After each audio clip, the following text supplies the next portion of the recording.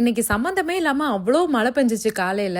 ஆனா காலையில வெயில் அடிச்சிட்டு தான் இருந்துச்சு. சடனா ஒரு 1/2 மணி நேரம் விடாம மழை பெஞ்சிட்டு அப்படியே ஸ்டாப் ஆகி திரும்பவும் வெயில் அடிக்க ஸ்டார்ட் ஆயிடுச்சு. ஆனா சம்மர் டைம்ல இப்படி அடிக்கடி மழை பெய்யும் போது ரொம்ப நல்லா இருக்கு. இன்னைக்கு என்னோட ஃபர்ஸ்ட் மீல், அதாவது என்னோட பிரஞ்ச் ஒரு 11:30 போல சாப்பிட்டிருந்தேன். இன்னைக்கு கருப்பு கொண்டக்கடலை ஸ்வீட் பொட்டேட்டோ செய்யலாம் அப்படின்னு நினைச்சிருந்தேன். இந்த கருப்பு கொண்டக்கடலை செய்யும் போது அப்படியே சாப்பிட்றத விடலையும் நிறைய வெங்காயம் போட்டு வதக்கிட்டு நிறைய தேங்காய் போட்டு சாப்பிட எனக்கு ரொம்ப பிடிக்கும். டின்னர் ஒரு 5 மணிக்கு போலயே சாப்பிட்டு முடிச்சிட்டேன். இன்னைக்கு என்னோட சிக்னேச்சர் டிஷ்ஷான பருப்பு குழம்பு தான் செஞ்சிருந்தேன்.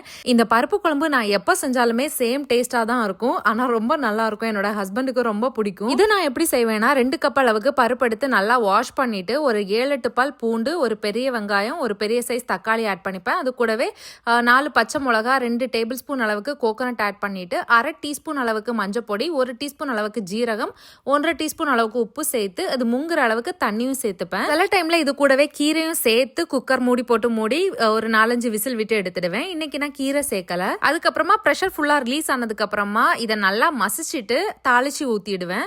தாளிக்கும் போது கொஞ்சமா ஆனியனும் சேர்த்து தாளிப்பேன். அப்ப இன்னும் கொஞ்சம் டேஸ்ட் நல்லா இருக்கும். ஆனா எல்லாரும் இந்த மாதிரி தான் பருப்பு குழம்பு செய்வாங்கன்னு நான் நினைக்கிறேன். நீங்க இந்த மாதிரி தான் செய்வீங்களா இல்ல கொஞ்சம் டிஃப்ரெண்டா செய்வீங்களா அப்படின்னு எனக்கு கமெண்ட்ஸ்ல சொல்லுங்க.